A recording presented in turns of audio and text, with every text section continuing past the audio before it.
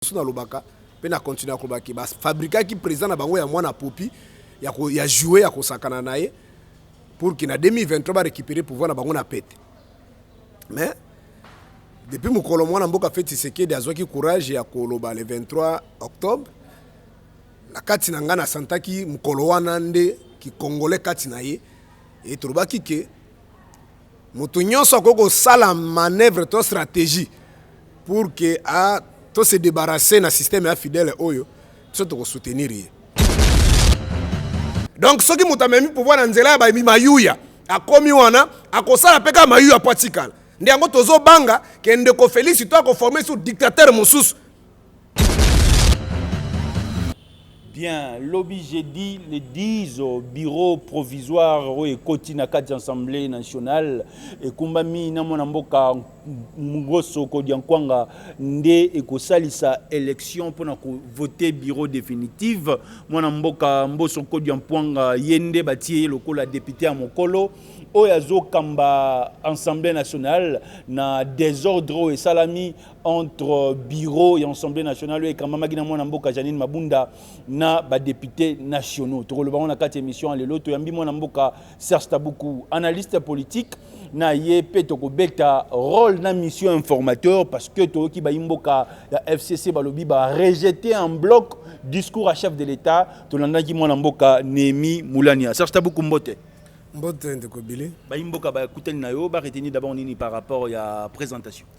Bon ndeko na bango Serge Taboukou tozo ya kaka pona ko meka kopesa makanisi muke pona intérêt ya mboka parce que ce qui to lobité to sale loko moko te soki pe ata to lobby ekozala malamu po eke bao musu bazwa mita mususu na kati ya mwa libunga bako akososola pour que mboka na biso tozomona lelo est impossible to ko changer lobby pe mboka na biso ezala malamu bana na biso tokobota to bakoko na biso bakoka te ko mériter opso tozomona lelo. Merci beaucoup. Merci.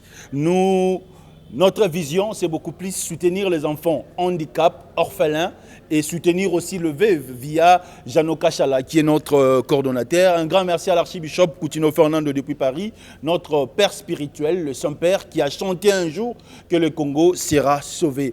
Serge Taboukou, Bandeko FCC va rejeter en bloc discours à chef de l'État et Balobi, Sengi, autorité na morale, na bango mwanamboka Joseph Kabila a se prononcé na part de vérité na yeto landaki mwana mboka Nemi Moulania analyse na yo. Bon awa eza bitumba politique bango bazali na eloko koloba te besengi balobaka ko balobi wana sengi balobaka ko balobi wana tolobaki na émission mosusu eleki et que combat ekozala ride donc le combat n'est pas encore gagné de part et d'autre. Cependant toyebisaki na baimboka na baémission elekaki ete par rapport à ma baigne son de Kabila à Salina Mboko soit Afdel depuis tout bien na Mobutu Kino lelo za incarné dans de Kabila na ma BP on de Félix Asala Kibiso ko banda makambo à Genève Kino lelo pour biso to yebi pe to lobaki yango depuis à retirer ki signature na Genève to zalaki convaincu que makambo ekozala plus yango kulu papa na biso Toko benga ye icône, c'est-à-dire le patrimoine congolais. Mosengo alobaki na interview na ya salaki na Belgique abi situation isalemi après il y a lobaki après publication mais biso tolobaki déjà avant même tant kaka ndeko Félix a retiré signature puis c'est tobaki qui en Afrique les dictateurs quand ils veulent tricher les élections ils fabriquent toujours un opposant pour légitimer ba élection ba fraude na ko sala. Alors tout le monde a dit que ndeko Félix a pesa ki Kabila fa passe à nord. Alors, Tumba Onyoso Bakongole Basangana qui ensemble, ils qui déjà, ils ont qui déjà marteau à Makasi, ils ont qui un coup dur, on de Félix Asalaki, pour tous qui convaincu na fort intérêt na biso qui bitumba face na Kabila imoka kokokate. Tout le monde même papa Etienne Tshisekedi de res mémoire, oyo abundaki malgré relation na ye, malgré pembe na yo kokuta baluba, bangala, baswahili bikolo yoso bazalaki, akoya kokokaki système ya Kabila te, jusqu'à ce qui a koufi. To mona ki ndeko Jean Pierre Bemba malgré ba minduki azalaki nango akokaki yango te. Donc Félix ye moko na kabuyo na kambudu bakwa kokokango te, te baki ki y avait des arrangements. Alors tango publication esalemi papa Mosengo alobi oyo esalemi ekozala plus pire que avant 2016 et c'est ce que nous sommes en train de vivre aujourd'hui. Donc pour la bande de FCC ba fait praki eloko na bango ba ganzaki be élection na bango ba salaki eloko na bango ba baki ke ba tie muto bango ba kanisi pour que na 2023 ba koka kozongela pouvoir na bango landa kinde komilangi. Alors ba kuonde ko Félix azobeta bango sikoyo pona bango ils sont si pris. Maintenant le col baza si pris, problème ezali que en politique d'abord bango pe bazaki préparé pour ça. C'est la raison pour laquelle Monique ba tigla kinde koka signature pamba ya présidence. Bango bazoki be pouvoir nyonso. C'est-à-dire na niveau ya ba entité décentralisée, tout le ba lokola ba ville. Au coup de la niveau de la province, si 26 provinces, il y a 25 provinces, le gouvernement est à Bango. Au niveau de l'institution du gouvernement central, au moins 65%, 70% des ministres sont à Bango. L'armée, ça dit partout, le pouvoir est à Bango. Et là, on a de conférences à quoi ça il faut passer par Bango. Il y a des missions qui sont dans le Baka, puis on continue à combattre. Les fabricants qui sont présents à Bango, il y a moins de popi, il y a joué à Kosakananaye. Pour qu'il y ait 2023 va récupérer le pouvoir na bango na pete. Mais depuis mon colombo na mboka fait Tshisekedi azwaki courage ya koloba le 23 octobre na kati na ngana santaki mukolo wana nde ki congolais kati na ye et trobaki ke moto nyonso akoko sala manœuvre to stratégie pour que to se débarrasser na système ya fidèle oyo to to soutenir ye. Mais ils a facilité na ndenge ndeko Félix a tikela ki bango pouvoir nyonso. Alors tolobaki lisusu eloko peut-être ya suka ke bitumbo ndeko Félix po alonga yango atika na ba stratégie politique pembeni. Na sepeli même na discours na ye makamuso alobaki d'abord je vous ai dit que c'était un pas ouais sali mais c'est pas encore un pari gagné. To sepela ki tolobi ke na bitumba oyo po alonga yango esenka ba congolais nyonso bazala ini. Mais tozo banga tableau politique qui kaliki les aki apanza la muka ndenge ba sala wana ki la muka soki panzani azui bemba na Moïse nde bango balobaka bango de bato ba fabrika ki Martin Fayulu o biso tobi que c'est faux. Donc ba congolais ale tient Tshisekedi bato nyonso bazaka fabriquer na population population soka monika ka ki combat na yo ezali kokana na posa na bango ba population ba kotombola yo soki Moïse na bemba candidat bango ezaki Shadari bayenga bazwaka échec ndenge Shadari azwaki wana mais loko baponaki candidat ya bien c'est à dire baso baponaki joueur ya bien nde yango bamonaki pe babio ekotaki malgré ndeko Kabila confisqué pouvoir asali esengaki asala ndenge ministre affaires étrangères français alobaki que ça c'est au Congo ce qui vient de se passer c'est pas les élections c'est un arrangement africain mais to ça la bonne ndeko Félix azale moins mal par rapport à Kabila parce que tobi que to ina to bwaka et que Kabila azongele sous pouvoir ça sera encore plus pire. De moi place nazo Kabola une partie ya nene makanisa ndeko Martin Fayulu mais partie mukie ya peut-être va ndeko baza ko rejoindre Félix dans sens que c'est peut-être bito tika Félix pas sala ki mabe donc biso nde toza ka ba perdre ça dit pas congolais ba koza ba perdre. Merci. Le président de la République dans quelques jours il va nommer un informateur. Est-ce que Fati il agit selon la constitution? Non. Conformément à la constitution, avec un rapport de force. Tant qu'on a zongé qu'il faut à la majorité des Congolais, il n'y a aucune arme puissante ou bien arme à décision massive dans le monde où l'équipe peuple n'a pas ses actes. Ça dit bien que la constitution nous a violé, mais ce qui la majorité des Congolais pour l'intérêt à Congo, ça va passer. Mais pas ces alliés qui, on a une réponse à la question. Ce qui n'a face de qu'on a deux blocs, ça dit bloc ya Kabila. Ouazana Mbongo, il a des relations, il a tout collé avec Félix. Martin Fayulu pe koto ba Congolais belé, bazali conscient que c'est lui qui a gagné. Na deux fronts on a et qu'on a la passe pour que bitumba mwana mboka Félix et Coca-Cola. Alors kozonga na motuna na yo article 78 zali clair. Ezalaka après ba proclamation ya ba résultat après ba élection.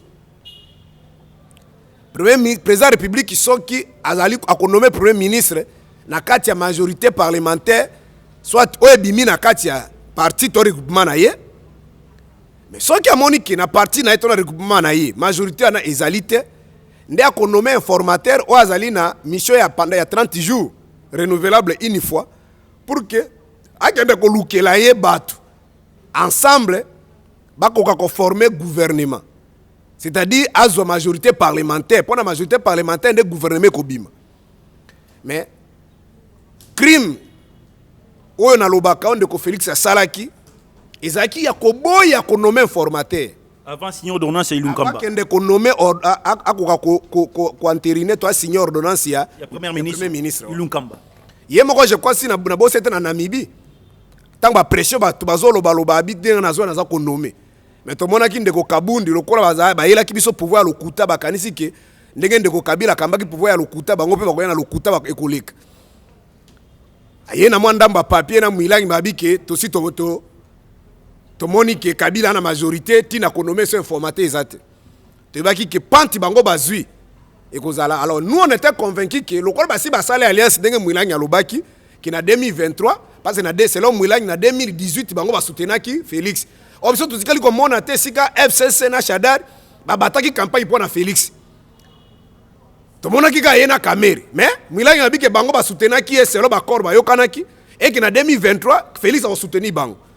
Donc baninga bala ki sabiso makambo ya accord oyo bango bazolo beza ndore accord ya Kabundi na kana na Milan. Nde to mona ki ke makambo Kabundi azo sala oyo ezali ba corps ezali ndore makambo ezali normal parce qu'il a fallu de quoi signer un formaté. De sika marton de Félix a bêta qui Congo yango. Alors, constitué l'obité que aussi on nommé premier ministre et pendant l'exercice on nommé un informateur pour premier ministre Azali. On a disposition on a constitution. Mais constitution est biso que bah on nommé premier ministre Mosusu mais il faut premier ministre soit en place à ça a démissionné. On a un article 78. Il faut y démissionner. Mais, oh, esprit à législateur, tu as constitué, tant que ça la constitution. L'esprit n'a pas tchaki na mutu na été, tu as likanisi na bangote ke, tu tambola na formi ya cohabitation. C'est-à-dire, premier ministre a côté Mosusu, président a côté Mosusu te. Esprit à constitué, tu as législateur ezalaki ke, premier ministre n'a pas tout koloba, a kouta na volonté à présent parce que la moto à présent république et lingo bakilun kamba engaga za la moto outi la majorité à Félix po yende moto ali redevable liboso ya parlement yende moto ali ko obazo benga gestion quotidienne ya choses publiques mais azali ko exécuter programme à chef de l'état lui phase après ministre à chef de l'état mais tala loko ndeko fait ça biso asali que premier ministre azala ya yete azala ya mutu mususu mais ya ko exécuter programme naï.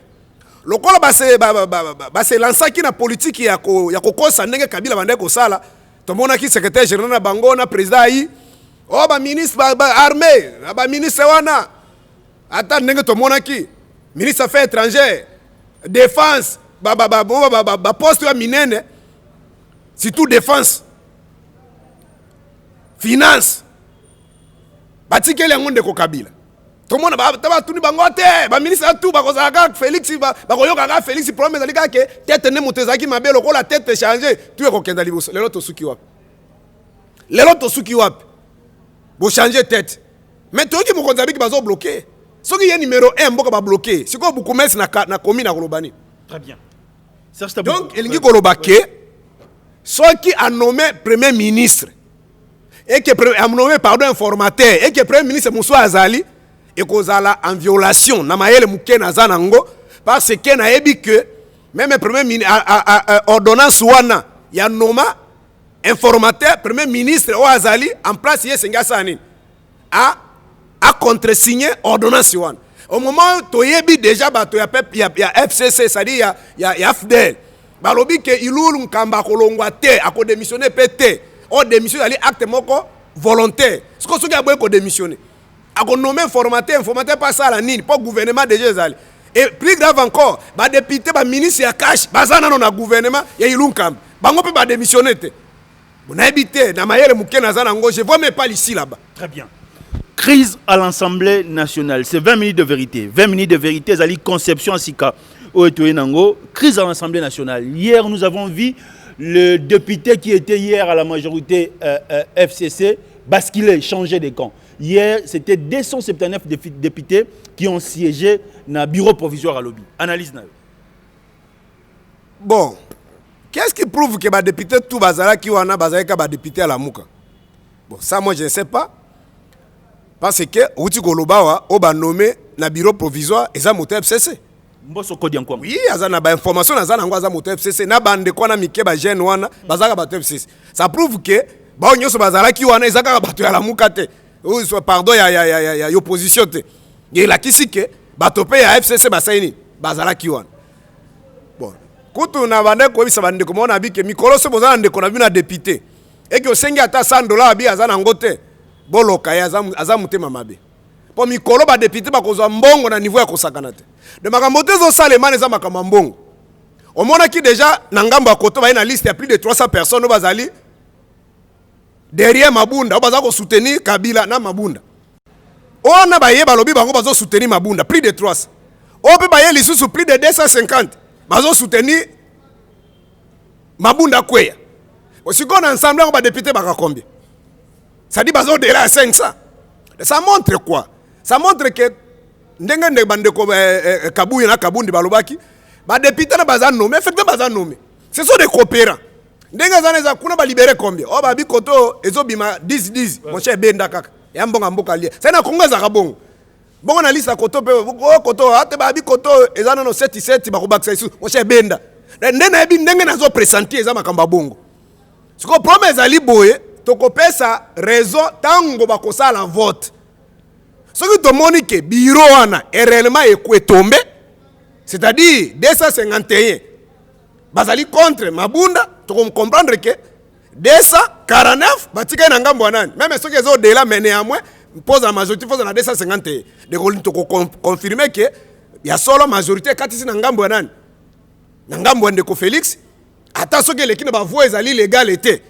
Pour te dire que na voix légale ndeko Félix a gozo jamais 251 députés. Pota sangani yena bemba na Moizitu. Pardon bango tuna ba bahati wana. Ba comme ça 251.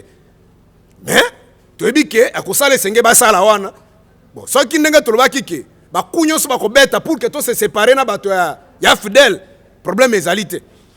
Problème ezalité mais ekozala ka moi passe bitumba modèle wana poto mona depuis histoire si la politique comparée à monde. Bato nyonso bazo pouvoir na ndenge ya magui. Ezaka passe pour batika pouvoir wana mutazi pouvoir na ndenge ya magui lobe même la démocratie na tikala no komona te ezaka ral. Eza ral penda. Donc ceux qui m'ont mis pouvoir na nzela ba mi mayuya akomi wana akosala peka mayuya patikala. Ndiango tozo banga ke ndeko Félix to akoformer sur dictateur mususu. Yango option na biso to bandai komona ke option de Martin Fayulu a pesaki. Ça c'est l'option la plus naloba o kozana ba dégâts mingi te. Parce que ndeko bili muta ko sote ba Kongo bazolanda biso. Ba institution mboka nano eza fragile. Ozo kanenge bitumbeza na est. Ba mité ba futa malamu te. Mboka eza na mbongo te. Tolanda ki communiquer selemi ba ministre ba voyager libanda mboka te, gouvernement eza na mbongo te. Elingo balelo soki ata guerre salemi ko financer rébellion armée mboka pe bunda ezaka difficile. Les fonctionnaires ne sont pas bien payés. Mindela baboy ko pesa Félix mboko pa mona mboka ezotama malamu te. Makamba ndongo zo mona maka elingo lo baboy. Kabila na onyoso azui pendant plus de 18 ans. Ça dit il est encore fort. De kolonga na terre ya misolo na ba relation za passe mais to kolonga est facile na terre ya peuple. Ça dit soki lelo Martin Fayulu atelemi. On peut Martin Fayulu atelema. A kene na formio Félix azo linga wana te. Formi ya kaya kota na biloko ne wana ignote. Formi ezali réforme ba institution. Soka ndimi yango batie médiateur wana ndenge bande ko bike basango. D'abord loko Martin Fayulu asali esengeli vraiment ba congolais tout na yebite. Pour même na 2011 Papa Etienne Tshisekedi azo réclamer pouvoir na ye. Asuka ki ko réclamer ka pouvoir azo réclamer impérium, c'est-à-dire Kabila zongi c'est le pouvoir na ye. A comme ya comme président Kabila zonga mutupamba. Mais Martin Fayulu te Félix atikala. Loko ki pouvoir atikala na Kabila. Mais problème ezali ka ke to sala réforme pour que lobby l'élection toko sala ezala élection malam ako gagner. Pour moi je trouve que c'est un homme vraiment azo mérité ba considération belé. Et c'est tout que nous savons que c'est lui qui avait gagné. Très bien. C'était 20 minutes de vérité, votre émission Point de vie à la présentation Billy Kapessa. Lobby na 10h, tokozala l'Assemblée nationale et pas Iwapi. Tokotala, banani baza majoritaire nde lobby. Déjà 9h, Sombele Soukabisango, na boulevard triomphal, interview, population en Kozalawana.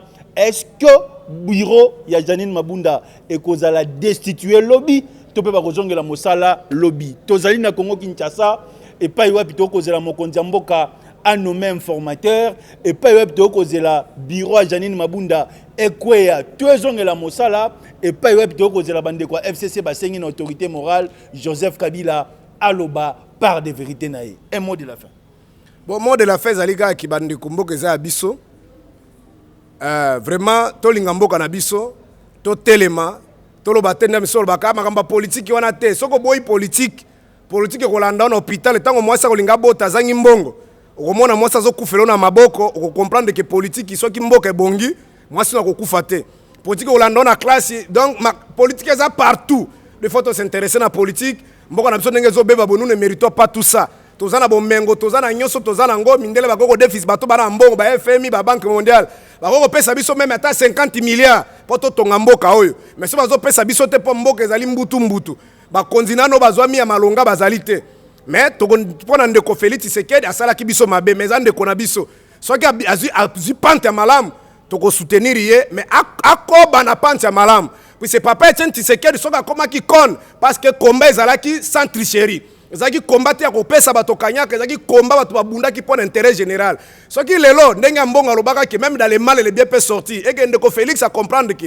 asalaki mabe na landaki discours ndenge azosenga na balingala na tiluba na Kiswahili tout ça to telema nous sommes prêts à les soutenir parce que bato ya fidèle depuis to bengana Mobutu to kanisaka ke ba comme na biso solution à part tissu économique Mobutu abomaki bango ba yeli biso na ba crime ba yeli biso mboka ezo kufa mboka komi na tina te to komi lelo rizi ya mokili OK na Angola partout bazo boma biso donc to linga mboka na biso to ko soutenir ye à condition qu'azo na nzela la vérité il n'est pas encore trop tard il a déjà le pouvoir il a eu tout ce qu'il a eu à comme ça quand de connaître matin faulu kulutu na ndimi na kosala réforme yaka tovanda basango bazala toyebi kende ko Kabila kolinga réforme en dehors de institution te mais ceux qui toza ensemble to imposer ye bazoli biso ata mukwege ata papa nani mosengo to bazoli biso ata papa ekofo batie yona président Seni moto bakobenga na téléphone pour intimider te de batie biso ye soki basali ba élection et que maman Olive Abimi to kobeta maboko alors soki ba élection transparence c'est salemi bazongi si ba élection en tout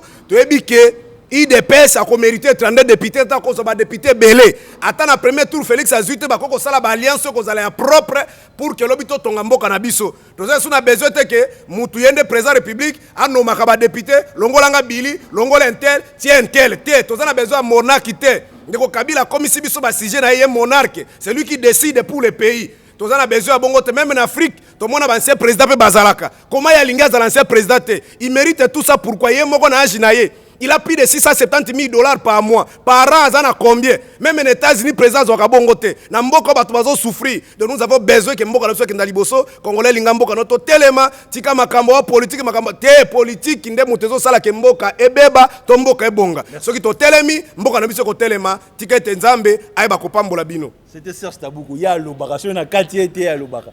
Donc to comme na souka plus 243 89 00 60 149 lobby na palais du peuple. Tokozala on a déjà à partir à 8h na caméraman nga pona sala mosala pona bino. Ciao.